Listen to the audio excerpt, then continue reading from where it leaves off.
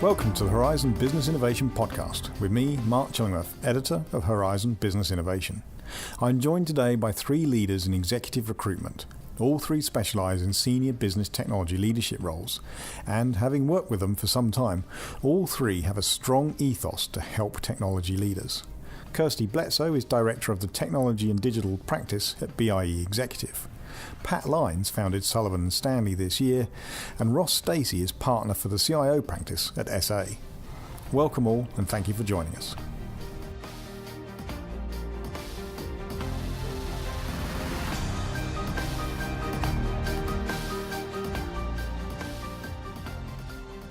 Kirsty, Ross, Pat, welcome and thank you for joining this Horizon Business Innovation podcast. To many CIOs, your organisations may be new to them. Could you briefly explain your businesses and why you've joined them? Kirsty. So I work for BIE Executive. We're an established boutique interim and search consultancy, and we specialise in transformation across technology, finance, HR, supply chain, digital, and we do the full range of services in both contract, interim, permanent. Great. Ross, tell us about SA. Yeah, thanks, Mark. It's a little quick potted history. I think Systems Accountants is actually in its 19th year and was originally founded on the premise by our current chairman on the basis there was a gap in the market which needed servicing. And I think 20 years ago, this will resonate with everyone in this room, there was a lot of CFOs and finance functions that were beginning to drive significant systems transformations. And I think there was a sense that there wasn't really a recruitment company out there that had the network or the understanding to deliver resource to support those programs. As Systems Accountants has grown, it's created quite deep technology silos.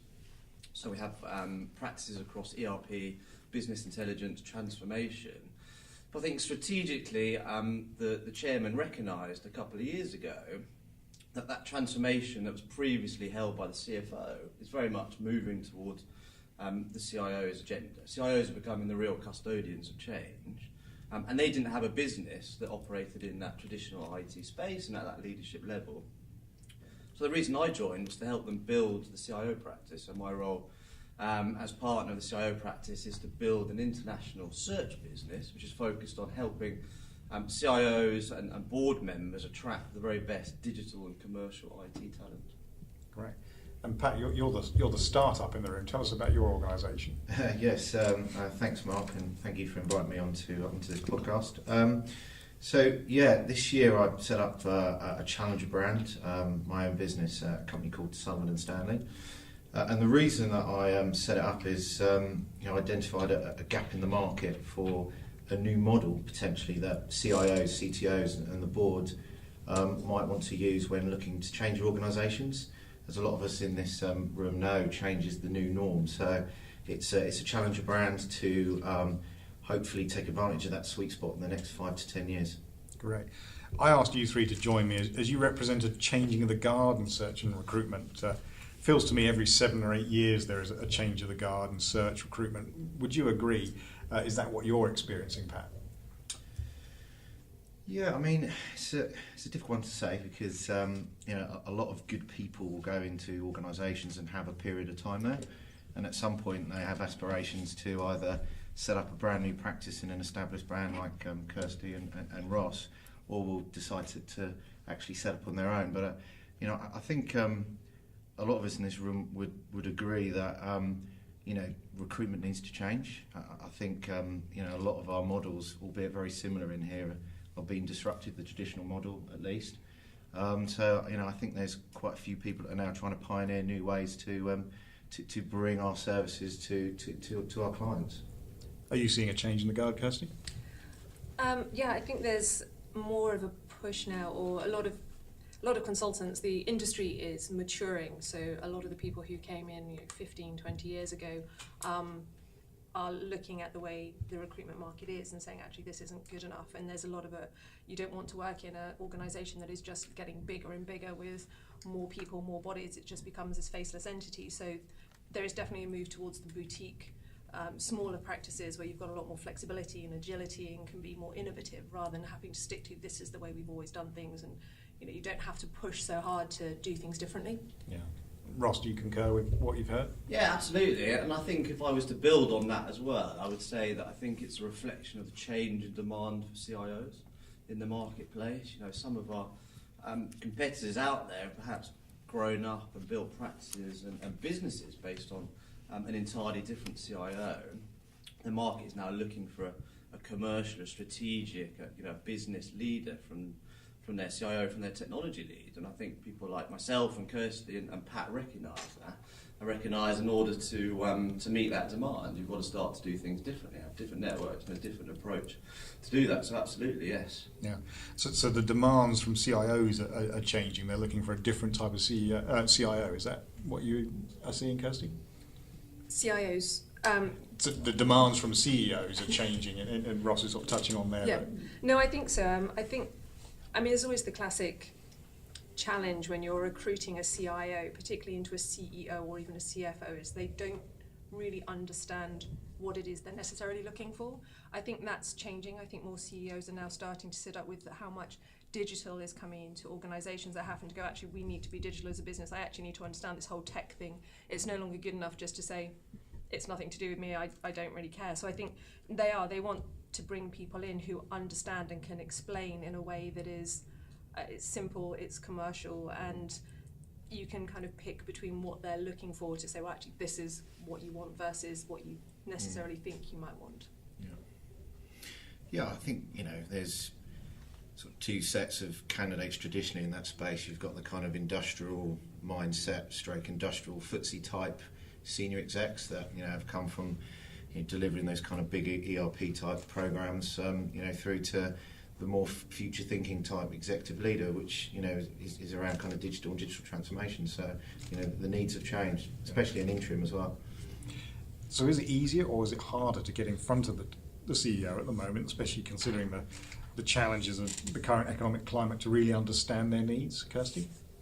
I think that it's always difficult to get in front of a CEO because you've always got multiple barriers to get through. So it's about getting that engagement across the whole of the C-suite and just seeing who's going to be that person that you are going to be able to get in front of the CEO with. So I think having that engagement with the HRDs, which we're really lucky that we have an amazing HRD community who understand what we do as a proposition as well. So, but I think, CEOs, it's always hard to get in front of them. Recruitment might not necessarily always be high on their agenda, and it is something that is delegated, but once you're in front of them, it's quite critical, obviously, for finding those perfect hires for them. Yeah. What do you find, Ross? Are you finding CEOs more amenable or harder in the current climate? It's a good question. I think that it does depend a little bit on the sector that they sit within. And certainly the size of organisation. We've probably all seen a rise in technology businesses and digital businesses, which I think have extremely tech-savvy CEOs. As a kind of slight caveat to that, I think the challenge for me has been that while 20 years ago IT was a cost centre, and whether it was the digital revolution that ignited the need for a more commercial, kind of business-focused, customer-advocating CIO, the thing that didn't change in that time really was that the board members, CEOs, I think, are still not tech-savvy enough. So getting in front of them, with this view that we understand the market, we understand the needs of a modern-day CIO, the reality is the chief exec doesn't necessarily see that change yet. So I think it's still an education. So from that sense, it's still very challenging, I think, to get in front of the right people, the key decision makers. How about for you, Pat? Are you finding them easier or harder? Just as hard as ever. I think to get some really good time with a senior exec, they either trust you or someone's referred you in to them, so they kind of trust that referral. But yeah, it's probably the same as it's always been. Yeah, and you've all sort of touched on the fact that there's a number of CEOs out there not really disclosing or clear about the type of technology leader they need. Why do you think that is the case, Kirsty? I think it's the classic thing of you don't know what you don't know, and CEOs just know, well, I need someone to run technology for me. I think this is what I want. And sometimes there's only so much information they can have, there's only so much knowledge they're going to have. So being able to fully understand everything that's going on there's a lot of research that would have to go into. We're all specialists in recruiting CIOs for a reason. It's what we do because it's quite it's difficult to keep up with the pace of change. So for a CEO then to try and say, okay, I need to find a CIO, what do I need, what do I want, is going to be it'll be quite difficult. So that's... Yeah. Pat, how do you find CEOs? Are they, as Kirsty says, still just looking for someone to run technology because they don't really get it? Yeah, it's difficult for me to answer that with 100% integrity, because majority of my network kind of CIO, COO, CFO led, as obviously I'm an interim specialist, and usually it's problem led. So similar to what Kirsty has mentioned, they actually don't know what they're looking for, it's just a problem. So the knack is trying to match a personality and experience to that problem, and offer that curation service. And Ross, you and I have discussed this before. You feel there's still a lot of CEOs out there that don't really know what they want. Yeah, I think I think they have a view of what they want, but I don't think that always matches the reality. And I think it goes back to the point about how much IT or technology as a function has changed, dramatically in recent years, from being this kind of back office cost centre to being viewed by most industries, I think now, as a genuine strategic enabler, something that drives competitive advantage and it drives bottom line value. And I think you've got an awful lot of board members that are saying, okay, IT and technology is pervasive across our business now, and it is the thing that's going to drive competitive advantage and market share for us. So we want those things. But I think they're still often jumping on buzzwords. They're like putting their hands in the air. We want digital. Yes, that's great. We want big data. For a lot of us, we know those things have always been around in perhaps a different form. So I don't think CEOs truly understand, how IT or technology can disrupt their business. Yeah. I think the challenge with that means they're not always hiring the right CIO, and I think they're often hiring either IT directors, kind of traditional infrastructure operations specialists, when really they want a business leader that can disrupt not only their business but the industry they sit within. So I think our role as search consultants, and I do this a lot with board members, is to help them understand, what they really want from their technology leader, and make sure that when we go to market, we're identifying the right people for them. So it's fascinating to listen to all three, because it strikes me it must be very hard to demonstrate the value to your clients other than just placing the CIO in their organisation. Could you share the sort of ways that that you do demonstrate that value other than just the placement, Kirsty? A lot of the stuff that we do, we recently did an event with Mark Spellman, who's the digital advisor to the World Economic Forum, and it was quite interesting to actually have it as a cross C-suite event, he was talking around, how organisations become digital rather than, who become digital rather than just doing digital. So it's about highlighting, it's about opening people's minds up and giving them opportunities to have that cross-functional talk, because so many events and white papers and thought leadership is also focused around, CEOs, this is what you need, and HRDs, this is what you need. And actually I think part of our role within technology is to help people to understand everything that's going on, and not just saying, oh, here's cloud computing, you need that. It's like, this is what the actual commercial impact is on you, and this is what it could mean to your business. And I think a lot of that is, as Ross was saying just now, there's a lot of buzzwords that go around and everyone goes, oh, we've got to have that now. It's like, well, actually, do you really? And is that actually going to be of benefit to your organisation? And I think that's where we can add value. Yeah. Ross, how do you demonstrate value other than obviously placing the right CIO in the organisation? Yeah, hopefully that's value in itself. But I think it is difficult, particularly with CEOs, because these people have their time is very precious, and I think the reality is that I think search some years ago was quite transactional. We all talk about it being, a relationship-led business, but I think search in its old form could still be reasonably transactional. I think kind of modern search, if I can, phrase it in that way, is much more about being truly consultative. And I think that's, as I alluded to earlier, is about sitting with board members and helping them really understand the reality of what's available on the market, which way is technology going, where's the disruption, so they can see the real vectors of disruption and recognise the opportunities to their business as well as the threats that sit within that. So I hope it's more than just placing a CIO. It can actually help them understand, how their business strategy is aligned to the route the market is heading. And Pat, that's a great term from Ross, isn't it? Modern search. How do you demonstrate value as a... Yeah, I mean, some of the paradigm kind of shift that I've been going through this year is getting away from the, placing individuals and just placing leaders, and thinking about what else could I offer my network. What extra value can I build around the process or the service offering that I'm giving to my network. So, it kind of starts off with really just opening up my community to, people that choose to partner with me. So how that shows up would be, for instance, an advisory service. So, as we all know here, change is getting harder and more complex for organisations. And instead of the traditional way of potentially maybe reaching out to the likes of Gartner or going to some of the Big 5, Big 10 strategy houses to get help on making decisions, I'm finding that some of my clients are phoning me up saying, who do you know in your network that could help me with this problem, because I'd like to have a conversation or a coffee or a lunch to really get an independent view that I can trust. Yeah. So does that mean the business models of search are changing and you've got new revenue models coming in? Kirsty, can I start with you?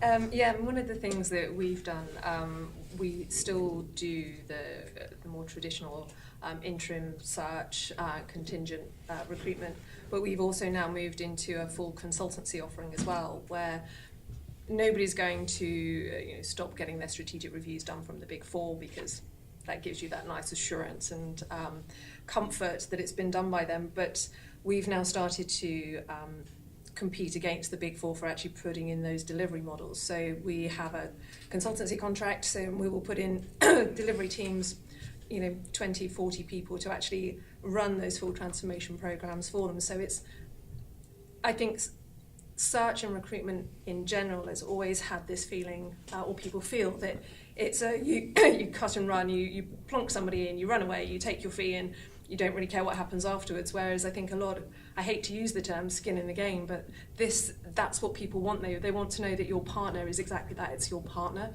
Yeah. And they want to know that you care about what happens to their business. And I think having that flexibility to be able to create a consultancy model, review your payment terms as well. So, whether that's offering, holding 20% back on, completion of probation or something like that, it's that constant assurance to the client that actually you're in this with them. Pat, you're agreeing there. What revenue models are you seeing change? Yeah, I mean, similar to what BIE are doing, I've created a Teams as a Service model which is similar. I'm seeing a lot of execs are wanting to go to more challenger consulting firms or more hybrid consulting firms, where you can actually work with them around building a team around a problem, because no one really knows what's going to happen in 6 to 12 to 18 to 24 months. So a lot of people want that more iterative delivery around sharing wins and getting delivery. So as opposed to time and materials based model, now there's more consulting type models that we're starting to put to our clients, and it's been received well. Yeah, and are you seeing a similar trajectory? Yeah, and I think I agree with both of them. I think that this view of search, of headhunting, that some people have, the kind of corner office, with the oak desk, and having a search consultant within that who's probably impossible to get hold of, is no longer palatable in the market. And that's not just across, I think, the CIO community, but predominantly this comes, I think, because there's a rise in the role that HR and talent functions now play in the decision-making process, and that's becoming increasingly more central. And if you look at a kind of old revenue model, typically people might have paid, if you're talking about search, 66% of the fee before they've even seen anyone, by kind of shortlist stage, potentially. And I think that HR no longer find that acceptable or palatable, and they're not seeing the transparency they want from the process either. So I think that, as Kirsty said, you have to show some flexibility now around those revenue models, and you have to be able to demonstrate how you're adding value through that process. It's not okay to just win the business, turn up 12 weeks later, with 2 or 3 shortlisted candidates. People want communication, they want to know what's going on, They want that transparency. I think that's absolutely crucial. But that demand is coming more from HR and talent, I think, than it is from necessarily CIOs or CEOs that are doing the hiring.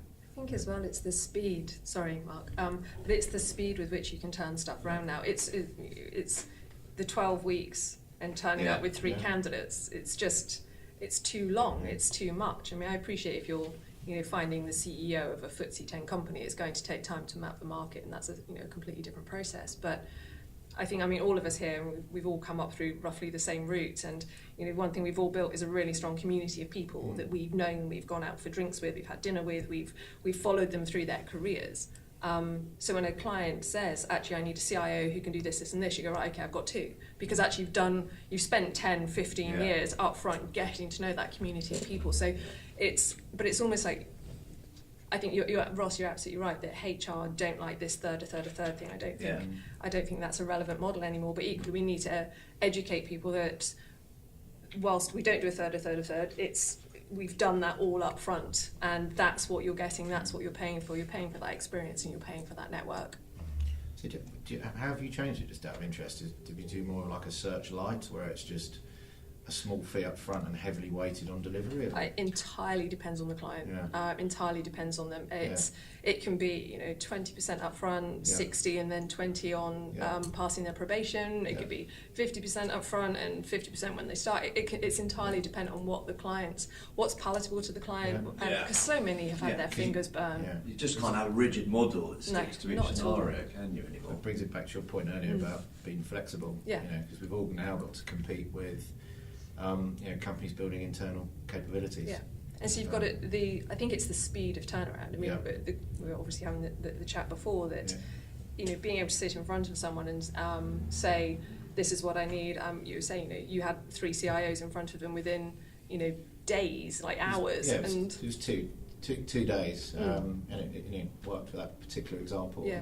Till a new CEO came in and chose a search partner, and now they're searching over 6 months. But it was a different reason for doing that. Yeah. But I'm with you. I think it's that on-demand services that people want now, because there's so many problems in big organisations and medium organisations growing to be large organisations. People want a quick fix, they want a quick solution, and they want something that's personalised and bespoke to them. Yeah, and I think you're right, that on-demand service you described, Pat, and as Kirsty rightly says, I think now our role is that we're doing that research in some senses all the time. We're meeting people, coffees, lunches, dinners. But I'm keen to add, because I think this is a change in that it's not about an old boys network, because I think that's how some of those traditional headhunters have operated, over 20 years, and that's okay. They've had great success at a time when IT and technology was viewed very differently. But as Kirsty said, what you're constantly doing now is making sure that you're adding to that network, I think, and meeting more people and making sure that we're really at the forefront of who are the CIOs in the market and the IT leaders who are driving this change and driving the disruption. In order to do that, it's got to be an ever-expanding network, I think. So a huge amount of time commitment goes from all of us, from myself, from Kirsty, from Pat, all the time to be doing that. And I think, we still need to have the right revenue models to match that. It doesn't necessarily look the same as it always did. It's trying to target the up and coming as well. Which, exactly what I was going to say. Because that's a big one. Yeah. Because a lot of clients will say, we want someone who's really established, they've done X, Y, and Z, but then you give them someone who's really bright, who's driven, who's engaging, and all of a sudden it's like, what we said before, it's that you don't know what you don't know, but actually this is what's going to, this is what you want.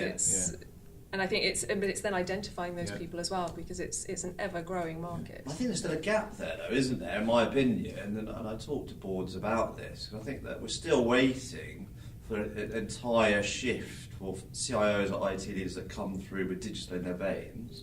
I think that will take some time. I think there's an awful lot of CIOs who stepped up and said, I have the commercial acumen to step up and to take on this strategic role, but I think there's still an entirely new generation that will come through. So I see my kind of role as making sure that I'm identifying who that talent is, and keeping an eye on how they're progressing through their careers. Like millennial talent, really, isn't it? Yeah, if you think absolutely. About as we enter in the next decade, I think that's one of the big parts of emergent change for organisations is how to harness millennial talent.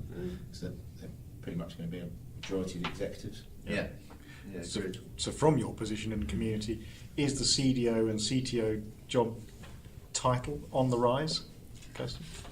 I think on any given day and in any given year, it will depend on what people are looking for. I think particularly within technology, the roles titles change so much and so quickly. I think at the moment there is a call for CTOs. People want to be a CTO, they want to be a director of engineering, even if they've not come up through the traditional engineering route, because it's a cool title and everyone wants to sound like they work at Google. Sorry. But True. so I think at the moment, there is an increase for it, but I don't think the demand for CIOs has gone, and I just think it's what's in vogue at the moment.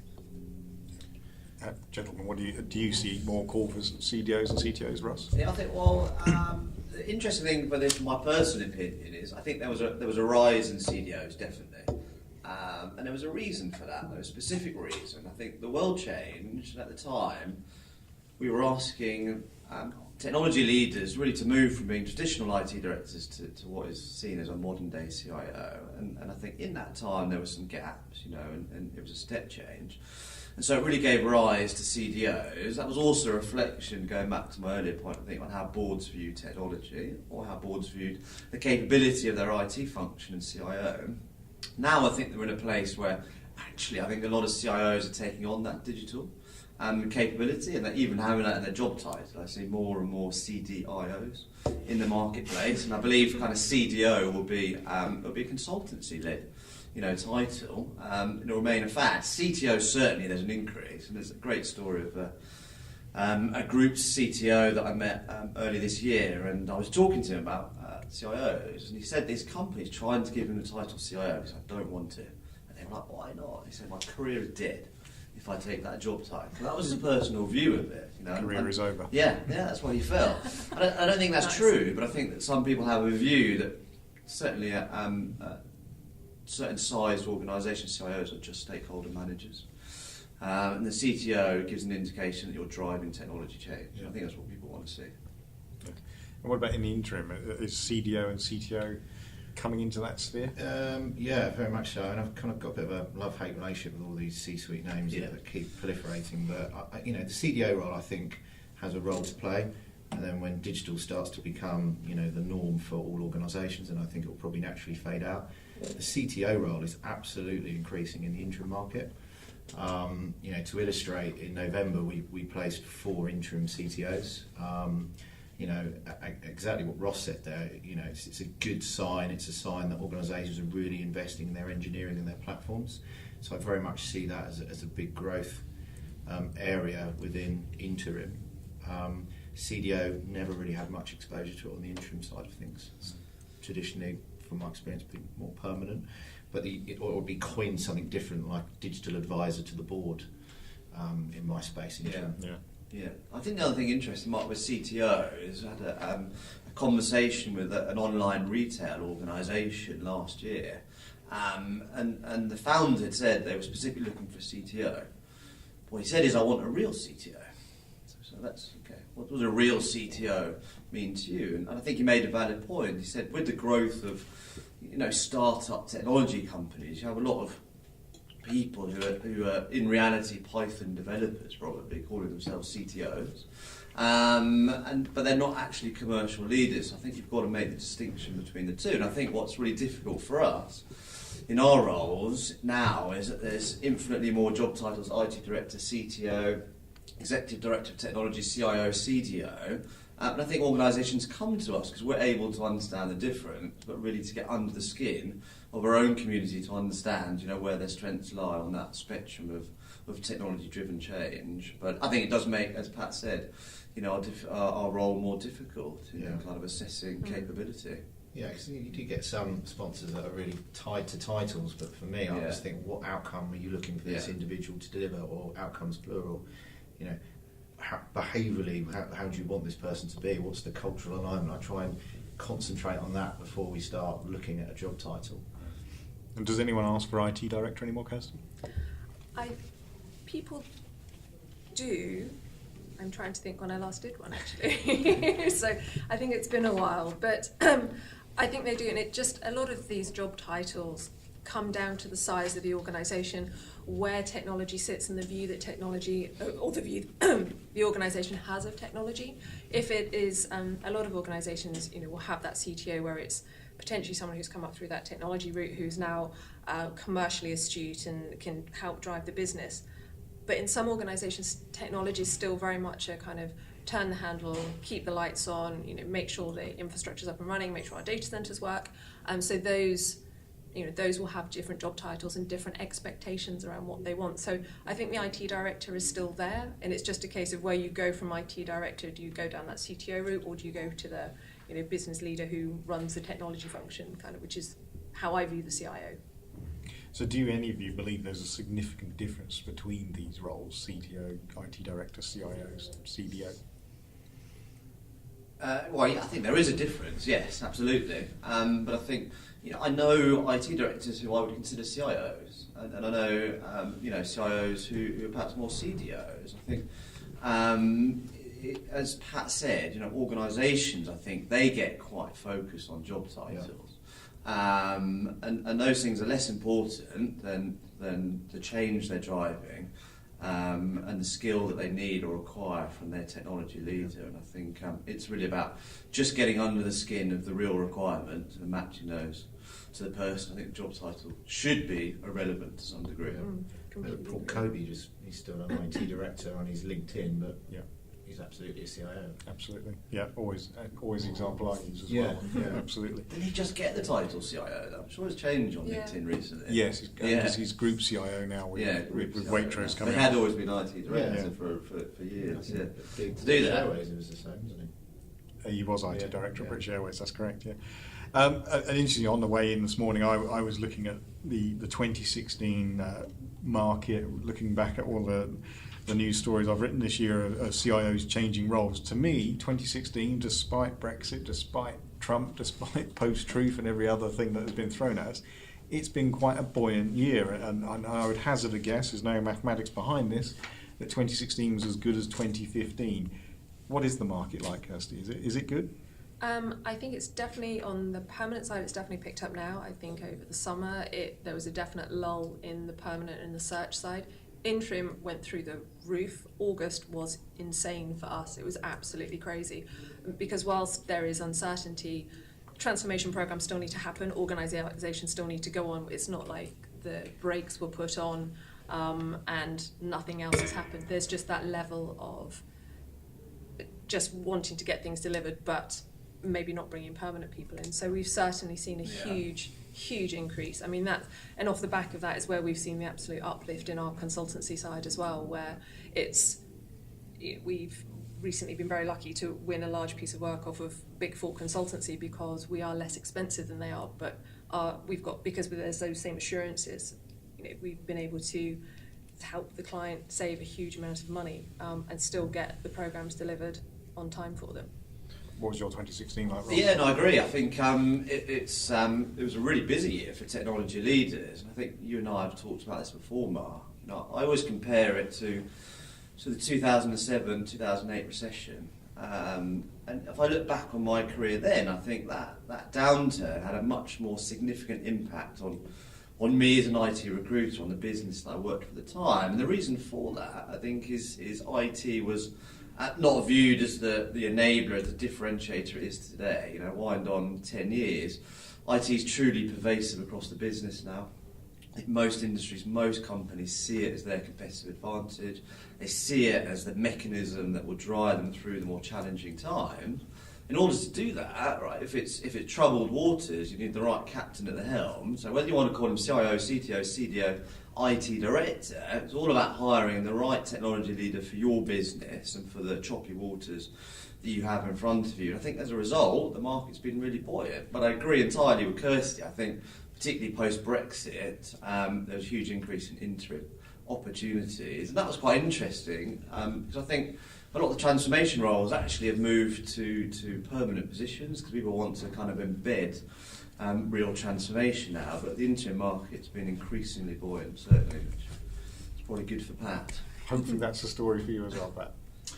Well, I'm going to be honest, it was quite cold for the first 4 months of this year, but that's because I was setting things up from scratch and had a non-compete. But similar to what Kirsty is saying, from probably back end of August, September, the interim market for Sullivan & Stanley is gone very well. And I think doing nothing is too risky. I think change is coming. Everyone's majority of industry's operating model is under some sort of duress in one way, shape or form. So people have to look at transformation, and that really plays into the interim market. And we touched on this earlier about how, that's why us four have all worked together over the years, is that networking, that understanding and learning about the candidates. How important is it, and how do you go about discovering and learning your candidates so that CEO rings you up, and the minute you walk out the studio, Kirsty, you say, I should introduce you to this person?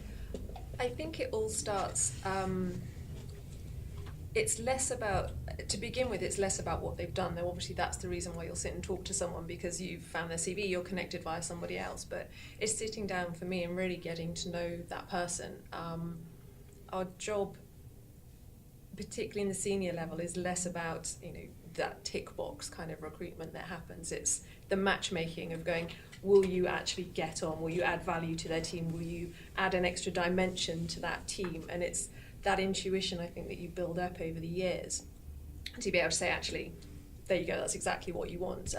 Recently had it with a search where the CEO is really bright, he's engaging, he's hugely energetic. And just hearing his description, what he was looking for, it's like, I know exactly who you want. And it's just because over the years you've met people and you've got to know them, and it's the personality that matters, almost not less than their capability, because obviously they have to be good at their job, but that's a given. It's, where is that cultural fit going to come from? Is that personality going to fit into that team? And Pat, is it similar for interims? Do you still have to have that chocolate box of knowledge and those community aspects that Kirsty just talked about? I think interim or a permanent exec, I think the spirit and the mechanism and the approach is exactly the same. So I've always taken, as we all have in this room, the long view on relationships. I think what you'll find is a lot of organisations will tend to hire individuals on past practice, hard skills, interview performance, what they've achieved before, not actually what they will do when they go into a new organisation. So invariably, if they don't fit or land, it's because they've been fired from soft skills or their behaviours. So for me, it's just exactly what Kirsty said, investing time in relationships, getting to know the individuals at a personal level, and take the mindset of, I'm looking to have between 400 and 500 associates, and I want to invest in that pool of executives. So just getting to know them from a personal level. And how do you discover more about your candidates, Ross? I think it's really important, and it's a bit of a bugbear of mine, to not always be commercially led from this perspective. And I think some of the more traditional headhunting firms, and I hear this from my community all the time, they find it impossible to engage with them. If they have a role they think you're right for, they will call you up night and day. But if you want to interact with them, CIOs that I know tell me they find it absolutely impossible to engage with those people. And from my perspective, I feel that's a little bit short-sighted. And actually at a previous employer, one of the things I really wanted to do was to target actually CIOs, CTOs, IT technology leaders that were out of work. Because they're the ones that tell me, when they're in post, they get attention from everyone, suppliers, headhunters, vendors, etc. When they're in between roles, they're treated almost as if they don't have anything to add as value, and I think that's completely incorrect. So for me, I spend most of my time with either people in post or between roles, but it's about really seeing the real person, I think, and spending time with them to understand who they are as a person. And I think Pat alluded to this point earlier when we were talking, before the podcast, about social media and how people want to see the social side of you now. And a very wise man told me many, many years ago that at this level, actually, people will hire someone that they like. I think that sounds crass, but that's about chemistry fit. And how are you going to really understand that chemistry fit if you interviewed someone for an hour? I just think it's impossible to do that. If you've had lunch, dinners, you've known them for years, you've been out for beers, you've played football with them, whatever that looks like, you're more effectively able to communicate this person's skill set and how they'll fit into that culture. as Kirsty said, and how they can really support that business going forward. And I think that's real value, and I think that's value that traditional headhunting didn't add. Yeah, and I think, just one of the things that I've been starting to do this year, because I've had time to make up my own rules, is actually see how these individuals react around other individuals in kind of workshop environments. So some of the things I've been doing is creating events where I invite my associates into a workshop type forum, and we'll put problems on the board, and I get to experience how they react and who takes sometimes more of the dominant approach, who can sit back and listen and just check out how the chemistry might work between certain groups, and that's really helped me have a bit more integrity around the people I'm putting into my clients. I think as well, once you've got to know someone really well, and particularly when you get to know your clients really well, you can be more proactive. So if you meet someone, you've been out with them for a couple of times, and you know that one of your clients has a real challenge around something, it's going back to one of the questions you said earlier, it's that actually you might just want to have a coffee with this person. It's not necessarily about a role, but they've done something that you want to do, and they can share that with you. And so that's another area, being able to add value, but it's just by and it's putting in the hard yards, to be honest with you. It's fun hard yards, but there's a lot of building building those relationships with people. It's very clear from what all three of you just said that clients have become much more aware of the cultural fit of the CIO, rather than as you said, rather than that their ability to land an interview and tick box various points of delivery. Am I right in that summary? Yeah, I think so. I mean, I think the hidden cost of bringing in the wrong IT leader, the wrong change leader, you could have proliferation of all your best people in the middle layer and the top senior leadership team layer just leaving by making the wrong decision. And the hidden cost of that is it's almost unfathomable for loss of business focus and performance and stability. So it's absolutely key to get the cultural alignment absolutely bang on. I think clients as well need to be more confident in their gut feeling and that intuition that they have, because I think sometimes there's a lot of process that goes around it, a lot of reliance on competency-based interviews and saying, okay, well, they've scored this, but just because someone's scored really well doesn't mean to say they're going to be a good fit, and it needs to come down as well to say, just believe that if you like that person and you have something in common, it can be something completely random, but if you've got that connection, that's worth its weight in gold. And that sometimes falls outside of the process. So some of the stuff I've been doing this year is before some key hire happens. You two should go out for dinner. Start getting that chemistry, and then maybe putting the LT around that new hire just to get that chemistry kind of almost starting to formulate before they go on site. Yeah, we recently interviewed the COO and the CIO of a major European bank together, and it was fascinating just to see the two of them. It was the room fizzed, quite literally fizzed, and you could see the two of them. It was like, this is a journey that we're on together, both women were just shockingly delivering just change after change after change, and enjoying the process. So I think if you're asking your CIO, your modern day CIO now, to look beyond the IT estate, right, and to deliver change across the enterprise, then you're talking about someone who has to be able to engage now at a much broader stakeholder community. Those are all soft skills. But I think engaging is one thing. They have to be able to influence those people. They have to be able to understand their pain points and their challenges, at each function, each level. And that's all really about someone's ability to build rapport and credibility in relationships, I think. And I think that's why there's such a focus now from clients, from boards, for us to understand where our candidate strengths lie across, their softer skills. I think it's sorry, Mark. It's about telling them as well, not being afraid to tell them those pinch points where they might not get on, and saying, actually, they haven't got this, or I've seen this that you might want to delve into. No one's perfect. Right? Completely. So I think that's absolutely part of our role, though, to present to people. So this is where someone is really strong, but this is perhaps where there's gaps, but that might fit perfectly, with the CEO who's strong and got gaps. The flip side of that. That's what people want to understand. You can't sit in front of someone, as Kirsty says, and just say how amazing all your candidates are, because it sounds wrong. If you're really adding value, you want to give people a true sense, a realistic view of the candidate as a whole. And I think we all recognise everyone's got strength and development areas. I think that's crucial, Kirsty, absolutely. Are there classic or technological or business skills that no matter the role, CEO, always ask for? Stakeholder engagement. I think it's the ability to interact and communicate, and I think a lot of CEOs are really terrified about a CIO coming in and just sitting and talking tech that they don't have a clue about. So it's whether it's a CTO, CIO, CDO, whatever you want to be called, it's that ability to be able to be commercial and talk about the outcomes of technology, what it's going to deliver to the business, what's the ROI, where are we going to impact. So it's being able to talk business, not just Python, Scala and other. To use that business language, I think, is something that clients always talk to me about, how do they engage with their customers. That's crucial. That said, I think going back to earlier points, I still think that there's some classic skills CEOs ask for, because I think they should, like digital, like big data, and they'll always talk around transformation. I think now, so a lot of that hasn't changed enormously. Is there a particular skill that you find is always under demand?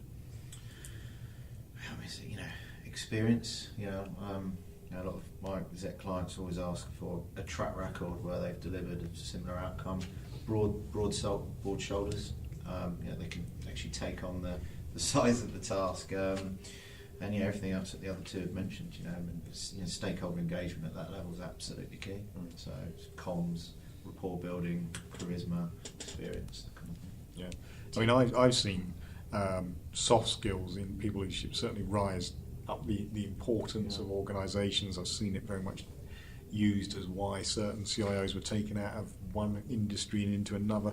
How do you assess soft skills on behalf of your CEOs?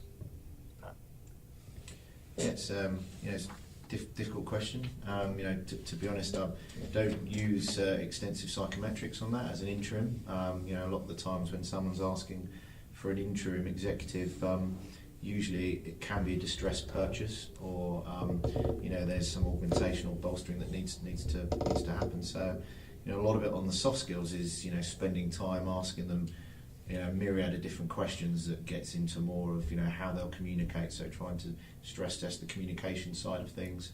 I think doing some of the stuff that I've been doing this year gives me a bit of a head start on that. How I see them, or they contributing in some of the workshops that I put together before I'll accept an associate into my virtual consulting pool. Ross, how do you assess soft skills, and are CEOs asking for it? Yeah, I think CEOs absolutely are asking for it. I think they're asking for similar skills. I think Pat's spot on. There's lots of traditional methods that you can follow, which do quite deep-rooted competency interviews. I think focused around individual capabilities and attributes that the CEO or the client is asking for. I do operate psychometric tests for clients. They often want to see those. I think that's really about guiding them, though, that psychometric tests shouldn't be a reason to discount someone. It's about giving you additional areas to explore, I think. But one of the things which I think not a lot of organisations do, and I run this for my clients, is what I call referral campaigns. And that's really about bringing a short list of candidates to a client that have come highly recommended to me. And not only that, they're kind of fully referenced as well, and in those conversations I might be asking someone who's previously worked for them or with them, what are they like around influencing or stakeholder management, relationship building, and trying to get some real world experience of where they've excelled, within those areas. But going back to the earlier point we all made, I think part of this comes because we really know our community. We have spent years investing in it. If you talk about a change of guard every 7 to 8 years, a part of me feels that's because people like myself and Kirsty and Pat have spent 10 plus years building that community, and we've got to a point now where there's a huge sense of mutual trust and understanding, I think, and that's where a real differentiator is.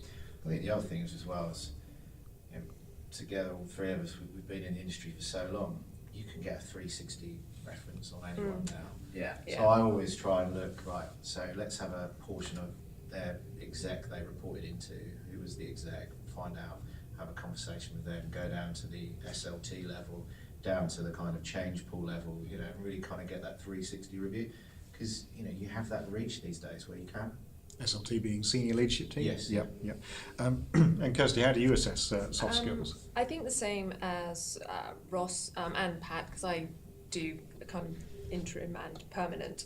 But I think also a cool thing that we haven't picked up on is, particularly when it's somebody new into your community, the way that they engage with us can be really telling. I think sometimes when people can be quite dismissive of us, and when you say you've got, we're the first stage interview, how someone reacts to that can really say a lot about them, how they would manage people who, perhaps they don't see as an important part of the job finding process. I'm sorry, I'm trying to be very tactful about this. But sometimes you get people who, I love it when you get program directors who manage you and say, right, we'll do this on this date and this time. It's like, brilliant, fantastic. Stakeholder engagement is absolutely brilliant. The ability to push something along is absolutely fantastic. But then others, as I say, can be not so engaging, not so pleasant. I think that's a really interesting point, actually. This came up earlier this week in my team. If there's someone you haven't worked with before and they go through an interview process for you, it's valuable to get feedback, from the clients that have interviewed them. But actually what I find really telling, to build on Kirsty's point, is when you give people negative feedback, how do they respond to that? What kind of humility do they show around that? What kind of self-awareness? Or often, and it still amazes me, some people are quite aggressive, when given negative feedback, and you get a real insight, I think, into people's true nature at that point, and that can support you further down the line, I think. It's the little tiny things of how were they when they came in to say hello to the receptionist on the front of the house, compared to when then you walk in the door to spend some time with them. It's always a tiny little trick, put into the reception or front of house and just check. Talking of interviewing, I recently was discussing this with an ex-CIO who was recruited to sit with the board during their interviewing of the CIO that they've just they went for. Are you all seeing that ex-CIOs are becoming an asset that either you provide in as part of the service, or are you seeing your clients coming back and saying, we had a CIO in that meeting, an ex-CIO, and they gave us some useful feedback. Has anyone experienced that? Yeah, I've used it a couple of times actually, and I think it's one of those nice little value-add services that helps to build your credibility and build those relationships with your clients, because you can offer someone, particularly again when it's those CEOs who might not necessarily know technology or the HRD, and having someone there as that subject matter expert can make a whole world of difference, and it helps them as well. It helps to teach the HRDs, the CEOs, what they're looking for as well. So yeah, I think it's a great idea. Gentlemen, have you seen that at all? So Adrian Stanham, who's our head of advisory, head of consulting, the enterprise coach, whatever, got a myriad of different names, but really capable individual and a part of SNS. So for any senior executive interim hires, he's always the last part of the process. Okay. Yeah, I think I have seen it. I did a CIO search earlier this year where there'd been an interim post, I think, for a couple of years, and the CEO and COO wanted the interim to be a part of that interview process. And I think initially that worked quite well. I think the challenge is, how impartial can they remain? I think within that, I think it's clear that you've got to find the right person to make sure that they are adding value to the interview process rather than trying to disrupt it from that perspective. But of course there's value in supporting that, definitely. I think if you're using people who are kind of your very nucleus of your community that you trust implicitly, then they're there to help you out at the end of the day. And I think that's where I've been really lucky. I've had some amazing people do it for me. And over time they prove their worth by making the right call or the right call.